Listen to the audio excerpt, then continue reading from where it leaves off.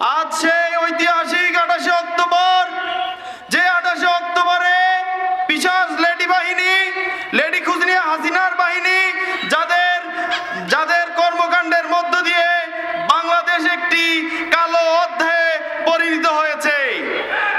28 October আমাদের এক প্রেরণার নাম, যে 28 অক্টোবর লেডি খুনি হাসিনার বাহিনী দ্বারা তারা আমাদের ভাইদেরকে, আমাদের শিবন ভাইদেরকে, আমাদের মুজাহিদ ভাইকে সাপের মতো হত্যা করেছে। আমরা এর তীব্র নিন্দা এবং প্রতিবাদ জানিয়েছিলাম। আমরা সেই সময় মামলা করেছিলাম, কিন্তু পরবর্তী সময়ে সেই মামলাগুলো উইথড্র করা হয়েছে।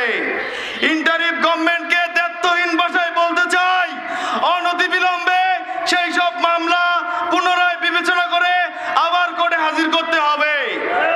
সেই সময়কার খুনিদেরকে অনতিবিলম্বে এই আইনের আওতায় নিয়ে আসতে হবে। আপনারা জানেন, পৃথিবীর শুরু থেকে আজ পর্যন্ত যারা হকের পথে ছিল তাদের বিরুদ্ধে বাতিল সব সময় রুখে দাঁড়িয়েছিল। যারা সতের পক্ষে ছিল তাদের পক্ষে বাতিল সব সময় বাধা হয়ে দাঁড়িয়েছিল। বাংলাদেশ জামাত ইসলামী 1941 সাল থেকে শুরু করে আজ 2025 সাল পর্যন্ত এক সেকেন্ড, এক ন্যানো সেকেন্ডের জন্য বাতিলের সাথে আপোষ করে নাই, বাতিলের সাথে কোনো আপোষ করবেও না ইনশাআল্লাহ।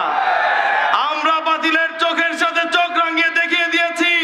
আমাদের শত শত নেতাকর্মী শহীদ হয়েছে, আমাদের শত শত নেতাকর্মী পঙ্গুত্ব বরণ করেও বাতিলের 1 ইঞ্চি আপোষ করে নাই। তোমরা যারা নব্য ফেসিবাদের দোসর হিসেবে বাংলাদেশকে হাজির করতে যাও, না যাদের নিজস্ব কোনো কর্মসূচি নাই, যাদের নিজস্ব কোনো এজেন্ডা নাই, তারাই আজকে মসজিদে হামলা করে, তারাই আজকে জামাত ইসলামী ছাত্র শিবিরের প্রোগ্রামে হামলা করে। আমরা তীব্র প্রতিবাদ জানাচ্ছি।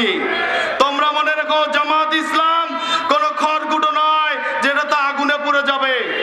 জামাত ইসলাম কোনো কচুরিপানা নয় যেটা ভেসে যাবে। জামাত ইসলাম ছিল, আছে এবং থাকবে ইনশাআল্লাহ।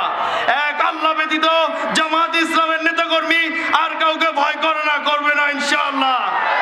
এই জমিন আল্লাহর, আমরা আল্লাহর, আকাশ আল্লাহর।